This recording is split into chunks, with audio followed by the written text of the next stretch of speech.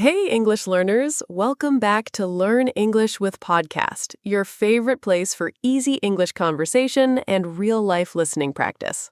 Yes, this is the podcast where we don't open a grammar book. We just talk like two friends, and you learn English by listening to us. Exactly. I'm Anna. And I'm Jake. So tell me, did you eat breakfast yet? Funny you ask that. Yes, I did. I had 2 eggs, some toast, and a coffee that was way too hot. Too hot coffee. That's a daily tragedy for so many people. It really is. I burnt my tongue a little, and now talking feels strange. Well, that's actually perfect because today's topic is about food. Oh, nice timing. My stomach is already interested. Mine too. Today we're talking about your favorite food, how to describe it in English, how to talk about taste, ingredients, and memories connected to food. This is one of those topics that feels easy, but actually has a lot of useful vocabulary hiding inside it. Exactly, because almost every day, somewhere in your life, you talk about food. At a restaurant, with friends, at home, even just looking at a menu. And if you don't have the words, that simple moment can suddenly feel stressful.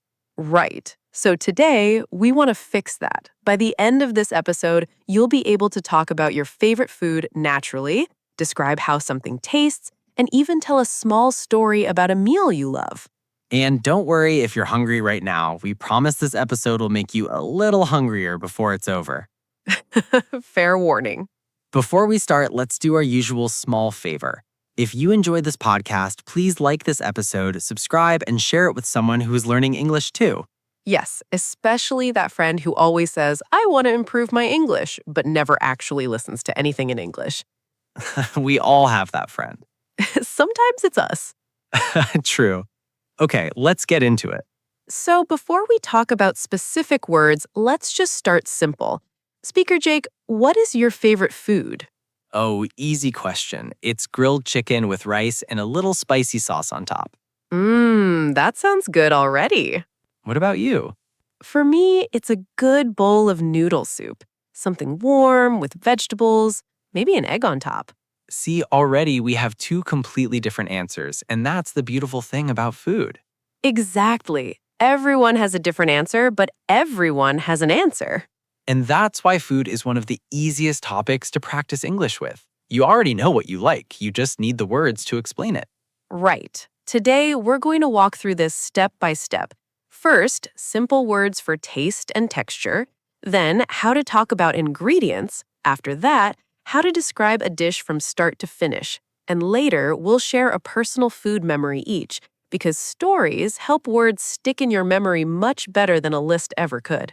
And near the end, we'll do something fun together, a little game called Speak Together, where you try describing food out loud with us.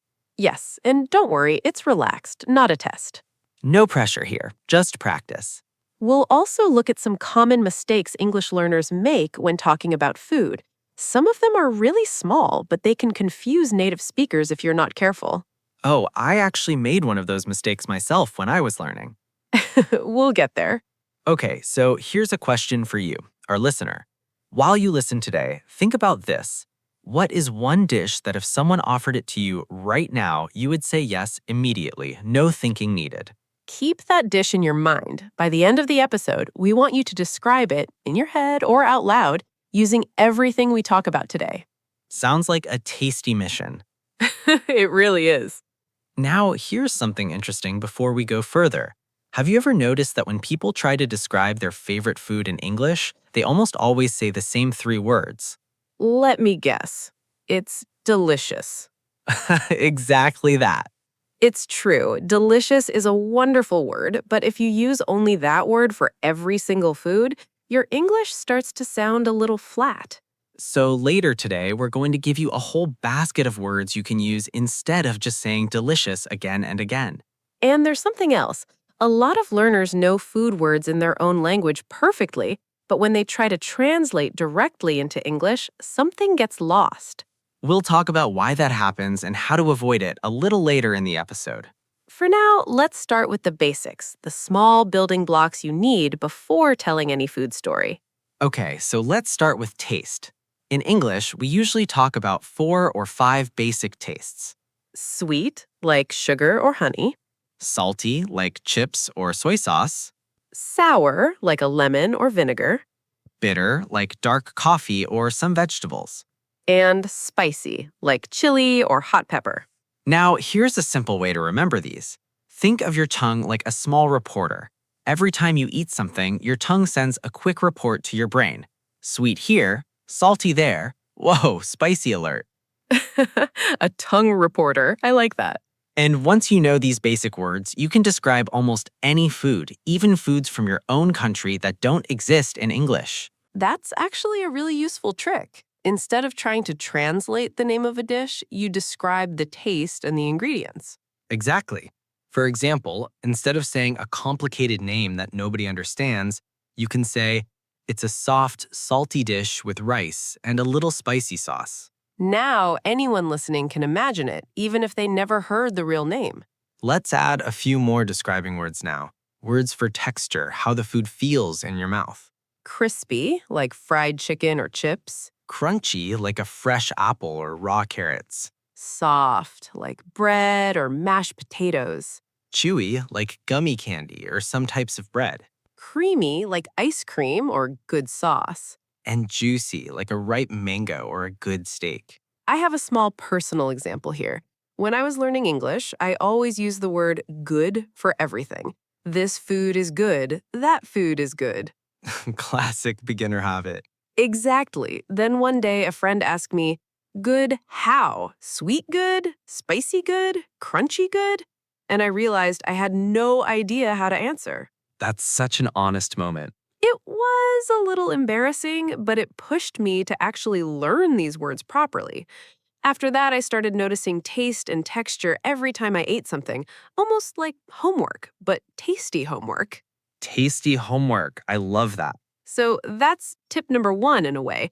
Don't just say good or bad. Try to notice, is it sweet, salty, sour, spicy, crispy, soft, creamy?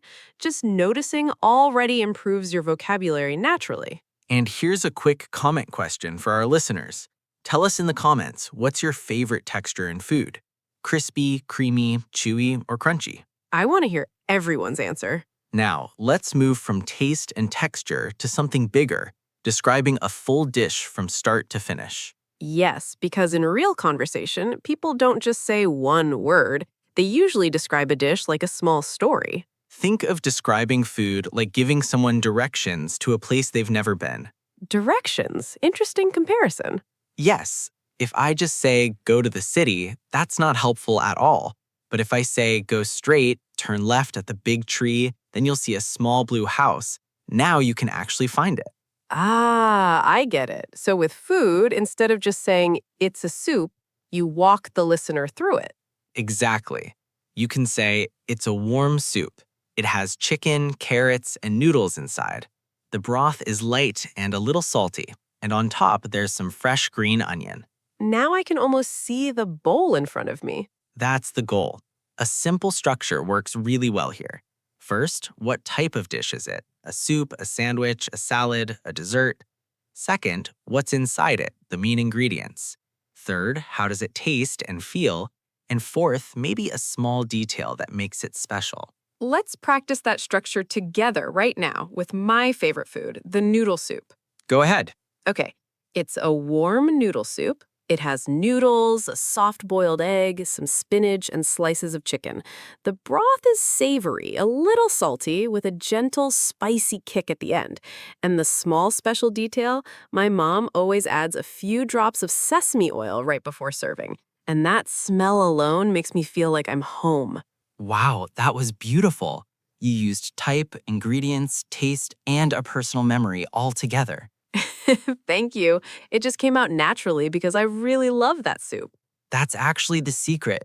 When you talk about food you genuinely love, the words come easier because the emotion is already there. You just need to attach the vocabulary to it. That's a lovely way to put it. Now, let's try with my dish, the grilled chicken with rice and spicy sauce. It's a main dish with grilled chicken on a bed of rice. The chicken is juicy on the inside and slightly crispy on the outside. The rice is soft and a little buttery. And on top, there's a spicy sauce that's smoky and a tiny bit sweet at the same time. Smoky and sweet at the same time. That's a wonderful contrast. It really is. That contrast is actually one of the things I love most about it. So, listeners, here's something to try right now, even while you're walking or doing chores. Think of your favorite food and use this structure in your head: type, ingredients, taste, and one small special detail. Don't worry about saying it perfectly. Just try it once, even quietly to yourself. Okay, now let's talk about some common mistakes, because this is a topic where small errors happen a lot, even with learners who already speak pretty well. Yes, and I actually made one of these myself, so don't worry, you're definitely not alone. Mistake number 1, confusing taste and smell. Many learners say this food smells delicious when they actually mean the flavor in their mouth, or they say it tastes good when they're talking about the smell coming from the kitchen. Right. Taste is for your mouth when you actually eat or drink something. Smell is for your nose, even before you eat it. For example, the food smells amazing means you haven't eaten it yet. You just notice the smell. But the food tastes amazing means you already put it in your mouth. Easy to mix up, but now it's clear. Mistake number 2, this is the one I made, saying I am boring instead of I am bored. But in a food version, it's saying this food is boring me instead of I find this food boring, or simpler, this food is boring. Tell us your story. So one time, I wanted to say a dish had no flavor, no excitement. And I said, I am very bored of this food, meaning I was tired of eating it because it had no taste. But actually, what I should have said was, this food is bland, meaning it doesn't have much flavor at all. Ah, bland is such a useful word here.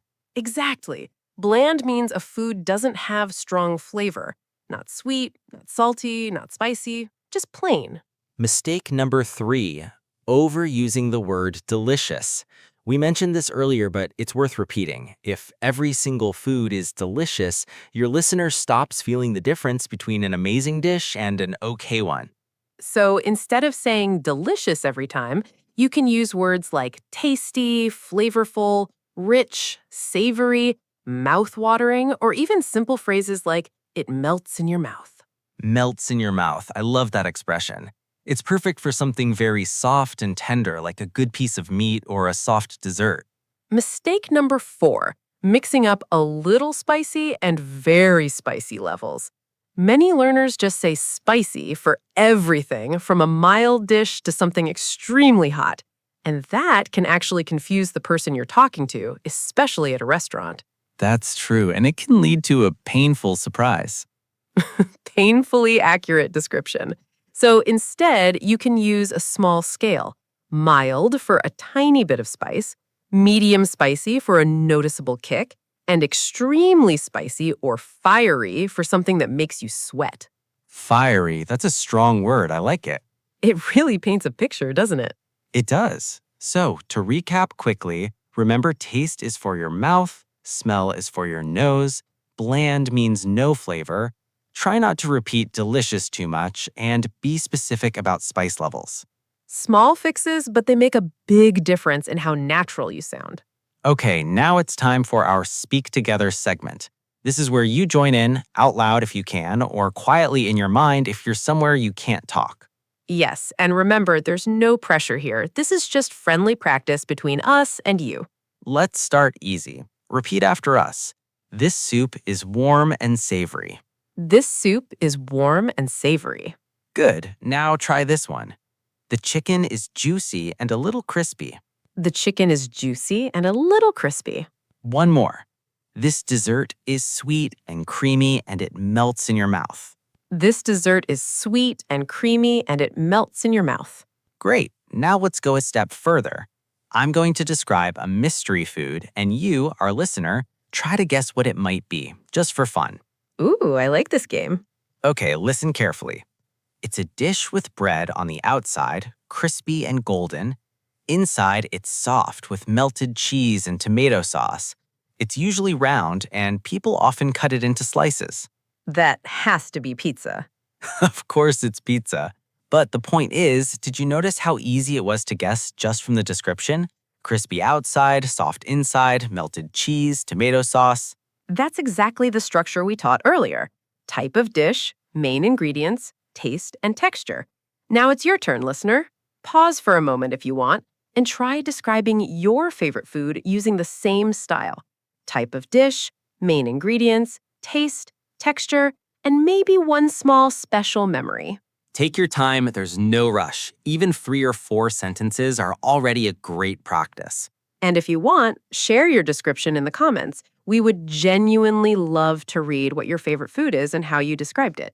Yes, please do that. We read the comments and it always makes our day to see what you write. One more quick activity.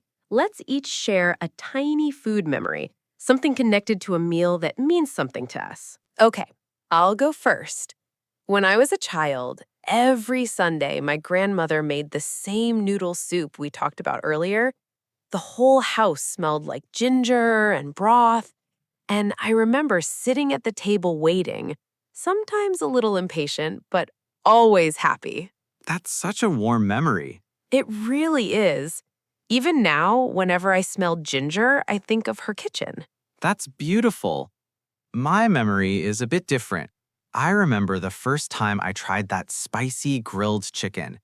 I was traveling and I was nervous to order food in a new place because my English wasn't very confident yet. But I pointed at the menu, said a simple sentence, and it worked. The food came and it was amazing. That meal taught me that even simple English is enough to get what you want. That's such a powerful lesson hidden inside a simple meal. It really was a turning point for my confidence. So, listener, maybe you have a memory like that too. A meal connected to family, to a trip, to a special day. If you feel like sharing, write it in the comments, in English. It's wonderful practice, and it also makes our community here feel more like a big shared table. A big shared table. I love that image. Okay, before we say goodbye, let's do a quick word tour, a small recap of the vocabulary we used today. Good idea. Let's go through it together. We started with taste words: sweet, salty, sour, bitter, and spicy. Then texture words: crispy, crunchy, soft, chewy, creamy, and juicy. We learned the difference between taste, which is for your mouth, and smell, which is for your nose. We learned the word bland for food with very little flavor. We learned some alternatives to delicious, like tasty, flavorful, rich, savory, mouth-watering, and the expression melts in your mouth. And we learned how to describe spice levels clearly: mild, medium spicy, and extremely spicy or fiery. Finally, we practiced a simple structure for describing any dish: type, ingredients, taste and texture, and one small special detail or memory if you have one. That's a lot of useful vocabulary for one episode, but because we connected it to real food, real stories, and real feelings, it should stay in your memory much longer than just a list of words. That's always our goal here, not just giving you words, but giving you words attached to something you actually feel. So here's our final mission for you. The next time you eat something you really enjoy, try to describe it in English, even just 1 or 2 sentences, in your head, out loud, or written in your notes app. Type, ingredients, taste, texture, and maybe a little memory if you have one. And remember, the dish you thought about at the beginning of this episode, the one you said yes to immediately, try describing that one first. Perfect homework, and it's actually enjoyable homework for once. Tasty homework, just like we said earlier. If this episode helped you, please like it, subscribe to Learn English with Podcast, and share it with someone who is learning English too, especially someone who loves talking about food as much as we do. And don't forget to leave a comment telling us your favorite food and how you would describe it now using everything we talked about today. We read every comment, and we love seeing your progress. Thank you so much for spending this time with us today. We really enjoyed it, and honestly, we're both a little hungry now. Same here. Time to go find some food. Until next time, keep practicing, stay curious, and remember, every conversation, even about food, is a step forward in your English. See you next time. See you next time.